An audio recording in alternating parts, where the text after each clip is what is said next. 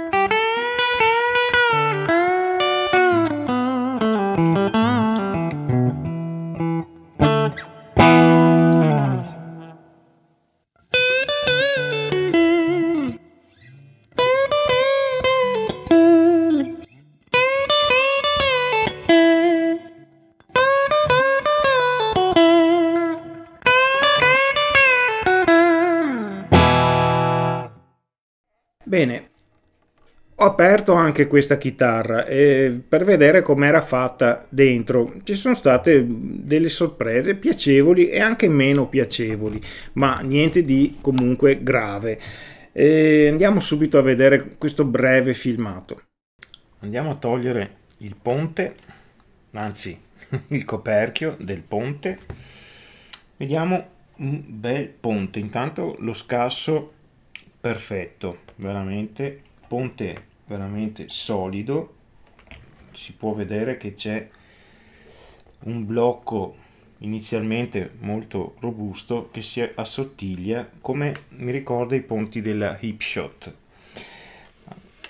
Andiamo a girarla e a questo punto andiamo a vederla com'è nuda questa chitarra. Facciamo un po' di scandalo, dai.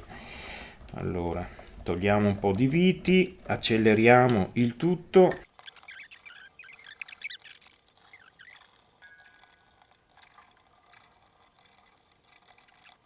Ecco qui, andiamo a vedere com'è dentro questa chitarra.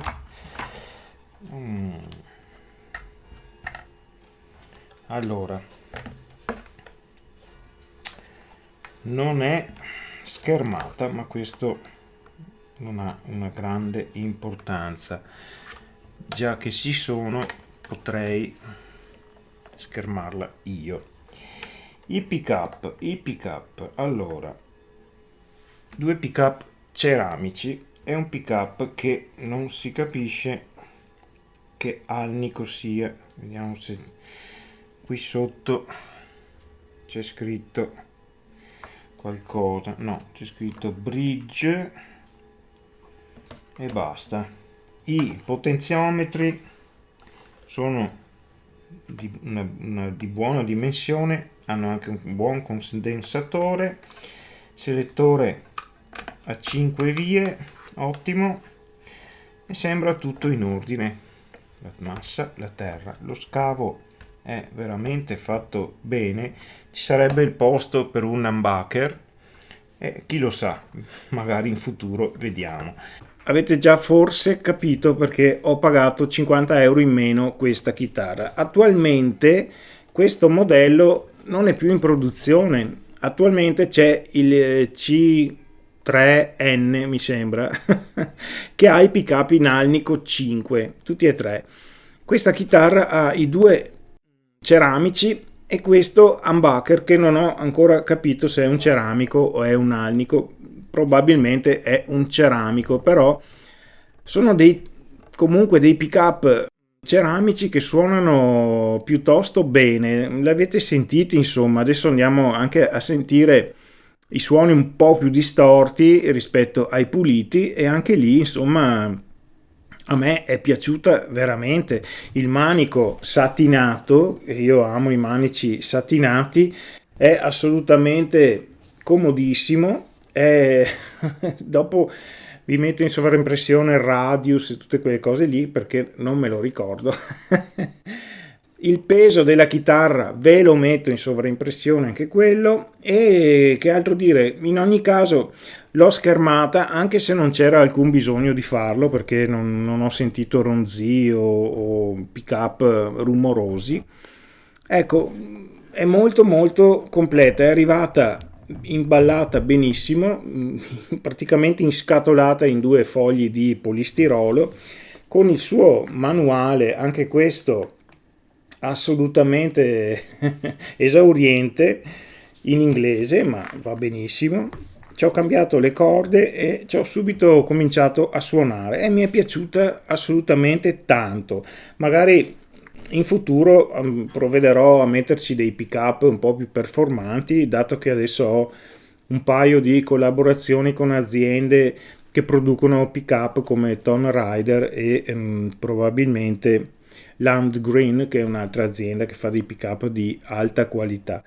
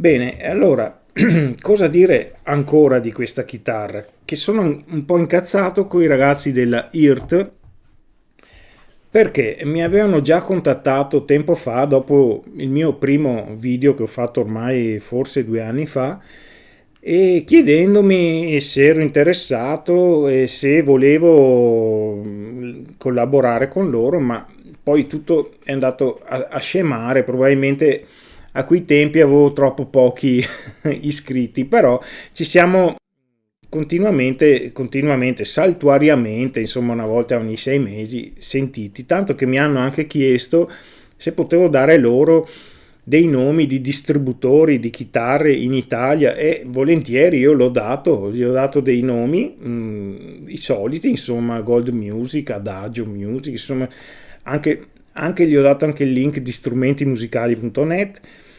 E poi contattando anche Gold Music mi hanno detto guarda che qua non si è fatto vivo nessuno, non so, in ogni caso hanno un sito dove ci sarebbe anche un magazzino europeo che è quasi sempre sprovvisto dell'80% delle loro chitarre, hanno sempre 2-3 modelli, mentre il magazzino in Cina è assolutamente completo, il magazzino in America anche ha molta roba, quello in Europa proprio si vede, è chiaro che non lo valorizzano come dovrebbero.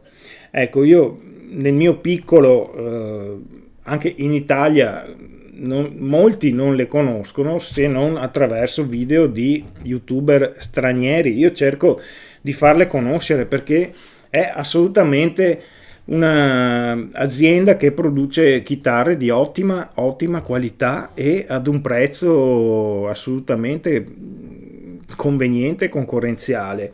Ecco, per cui datevi una mossa voi di Earth, cioè trovate un distributore anche in Italia e in Europa. Adesso non lo so se negli altri stati, Francia, Inghilterra, Germania, si trovano, però qua da noi non c'è nessuno che le distribuisce, ci si deve rivolgere ad Amazon, che in ogni caso anche lui non ha certo tutta la gamma dei loro strumenti, che parte da strumenti entry level da 200 euro e poco più fino ad arrivare a chitarre di alto livello da 1500-1800 euro, veramente di livello veramente professionale.